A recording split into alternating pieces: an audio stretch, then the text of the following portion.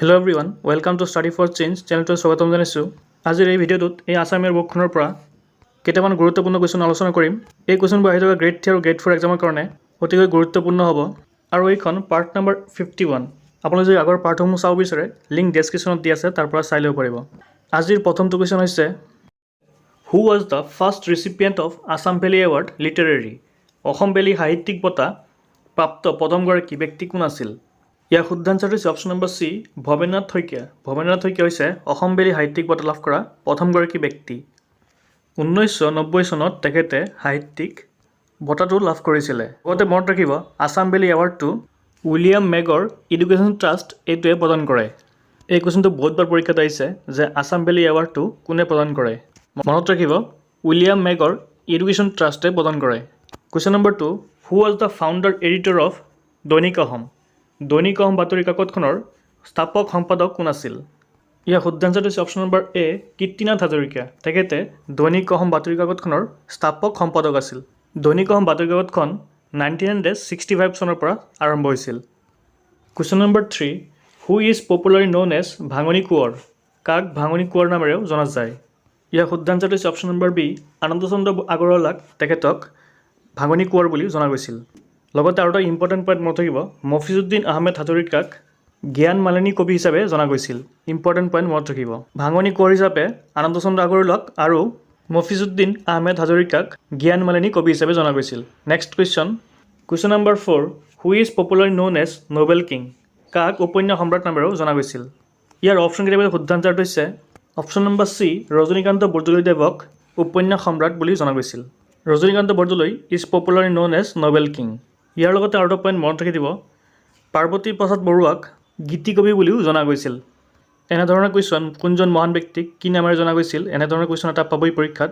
চ' গোটেইকেইটা পঢ়িব নালাগে, ইম্পৰ্টেণ্ট কেইটা পঢ়িলেই হ'ল। Next question number 5, Bhatima is a form of poetry invented by? Bhatima কবিতাখন কোনে ৰচনা কৰিছিল? ইয়াৰ শুদ্ধ আনচাৰটো হৈছে অপশ্যন নম্বৰ বি, শংকৰদেৱ। শংকৰদেৱে ভটিমা নামৰ কবিতাখন ৰচনা কৰিছিল। আৰু শংকৰদেৱৰ প্ৰথমখন কবিতা পুথি হৈছে কৰতল কমল। এই কবিতাখন শংকৰদেৱে 12 বছৰ বয়সত মাধৱ কন্দলীৰ টোলত পঢ়ি থকা সময়ত লিখিছিলে। শংকৰদেৱৰ প্ৰথমখন কবিতা পুথি হৈছে Karatal Kamal. Question number 6, what was the real name of Mamoni Raisom Goswami? Mamoni Raisom গোস্বামীৰ প্ৰকৃত নাম কি আছিল? ইয়াৰ শুদ্ধ আনচাৰটো হৈছে option number C, Indira Goswami. Mamoni Raisom গোস্বামীৰ প্ৰকৃত নাম আছিলে ইন্দিৰা গোস্বামী। মামণি ৰয়ছম গোস্বামীয়ে 2000 চনত জ্ঞানপীঠ বঁটা লাভ কৰিছিলে ঊণে খোৱা হাওদা কিতাপখনৰ বাবে। মামণি ৰয়ছম গোস্বামীৰ প্ৰকৃত নাম হৈছে ইন্দিৰা গোস্বামী আৰু তেখেতে 2000 চনত জ্ঞানপীঠ বঁটা লাভ কৰিছিলে ঊণে খোৱা হাওদা কিতাপখনৰ বাবে। Next question, who road the book Kathanibari ঘাট? কাঠনিবাৰী ঘাট কিতাপখন কোনে ৰচনা কৰিছিল? ইয়াৰ শুদ্ধ আনচাৰটো হৈছে অপশ্যন নম্বৰ এ, মহিম বৰা। মহিম বৰাই কাঠনিবাৰী ঘাটৰ কিতাপখন লিখিছিলে। এই কুৱেশ্যনটো বহুত ইম্পৰ্টেণ্ট, মনত ৰাখিব। Question number 8, O' Mur Apunar Desh was first published in which magazine? O' Mur Apunar দেশ গীতটো প্ৰথম কোনখন আলোচনীত প্ৰকাশ কৰা হৈছিল? ইয়াৰ শুদ্ধ আনচাৰটো হৈছে অপশ্যন নম্বৰ বি, বাঁহী। বাঁহী নামৰ আলোচনীখনত অ' মোৰ আপোনাৰ দেশ গীতটি প্ৰকাশ কৰা হৈছিল। অ' মোৰ আপোনাৰ দেশ গীতটিক 1927 চনত ষ্টেট ছং হিচাপে গ্ৰহণ কৰা হৈছিল। আৰু এই অ' মোৰ আপোনাৰ দেশ গীতটি লক্ষ্মীনাথ বেজবৰুৱাদেৱে লিখিছিলে। মনত ৰাখিব অ' মোৰ আপোনাৰ দেশ গীতটি বাঁহী নামৰ আলোচনীখনত প্ৰকাশ পাইছিলে।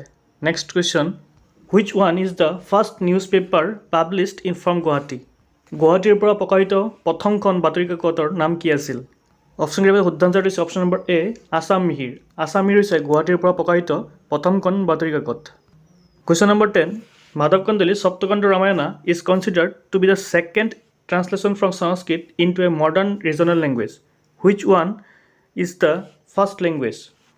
মাধৱ কন্দলীৰ সপ্তমকান্ত ৰামায়ণখন সংস্কৃতৰ পৰা আধুনিক আঞ্চলিক ভাষালৈ দ্বিতীয় অনুবাদ বুলি গণ্য কৰা হয়। তেখেতৰ প্ৰথম অনুবাদিক ভাষাটো কি আছিল? ইয়াৰ শুদ্ধ আনচাৰটো হৈছে option number B, C, Tamil. Tamil ভাষাত মাধৱ কন্দলীয়ে সপ্তম খণ্ডটো প্ৰথমতে অনুবাদ কৰিছিলে। Question number 11, the biography of Padmanath Gohain Barua is? Padmanath Gohain বৰুৱাৰ জীৱনীখনৰ নাম কি আছিল? ইয়াৰ শুদ্ধ আনচাৰটো হৈছে অপশ্যন নম্বৰ বি, মোৰ সোঁৱৰণি। মোৰ সোঁৱৰণি হৈছে পদ্মনাথ গোহাঁই বৰুৱাদেৱৰ জীৱনী। Question number 12, which writer is known as Pitambar Rajmedhi? Pitambar Rajmedhi বুলি তলত উল্লেখিত কোনজন লিখকক জনা যায়? ইয়াৰ শুদ্ধ আনচাৰটো হৈছে option number A, Rajmohan Nath.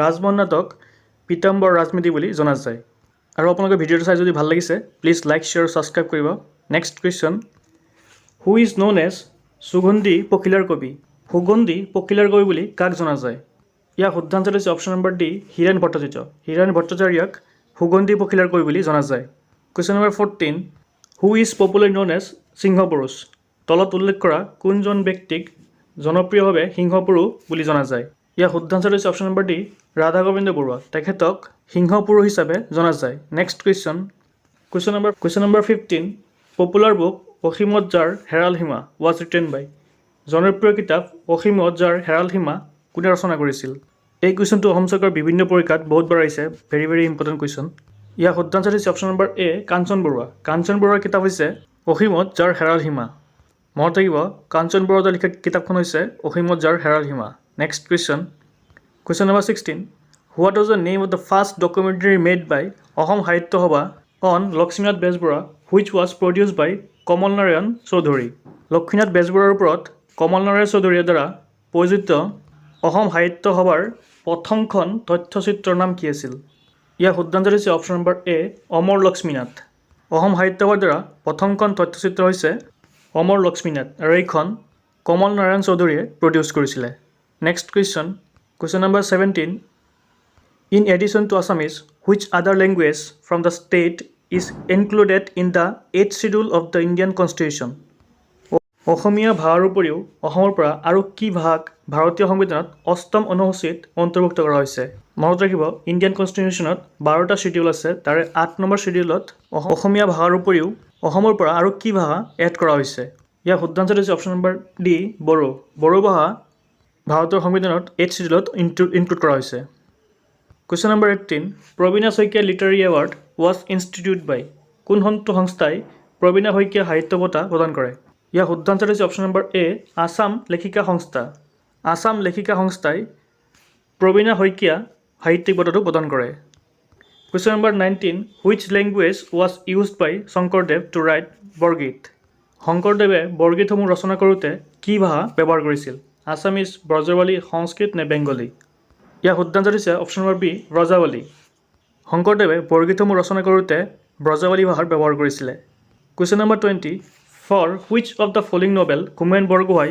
Was awarded Sahitya Akademi award তলত উল্লেখিত কোনখন উপন্যাসৰ বাবে হোমেন বৰগোহাঁয়ে সাহিত্য একাডেমী বঁটা লাভ কৰিছিল ইয়াৰ শুদ্ধাঞ্চল হৈছে অপশ্যন নম্বৰ বি পিতা পুত্ৰ কিতাপখনৰ বাবে হোমেন বৰগোহাঁয়ে সাহিত্য একাডেমী বঁটা লাভ কৰিছিলে আৰু এই বঁটাটো 1978 চনত লাভ কৰিছিলে ইয়াৰ লগতে আৰু এটা ইম্পৰ্টেণ্ট পইণ্ট মনত ৰাখিব হোমেন বৰগোহাঁইৰ দ্বাৰা ৰচিত এখন কিতাপ হৈছে আত্মনুসন্ধান এইখন কিতাপ বহুতবাৰ পৰীক্ষাত আহিছে এই দুইখন কিতাপ ইম্পৰ্টেণ্ট মনত ৰাখিব এই কুৱেশ্যনটোৰ এনচাৰটো আপোনালোকে কমেণ্ট বক্সত কমেণ্ট কৰি জনাব a few remarks on Assamese language নামৰ পুথিখন কোনে ৰচনা কৰিছিলে হেমচন্দ্ৰ বৰুৱা নাথান ব্ৰাউন আনন্দৰাম ঢেকিয়াল ফুকন নে নিধিৰাম কেওট আজিৰ এইকেইটা কুৱেশ্যন আছিলে যদি ভিডিঅ'টো চাই ভাল লাগিছে প্লিজ লাইক শ্বেয়াৰ আৰু ছাবস্ক্ৰাইব কৰিব থেংক ইউ ফৰ ৱাচিং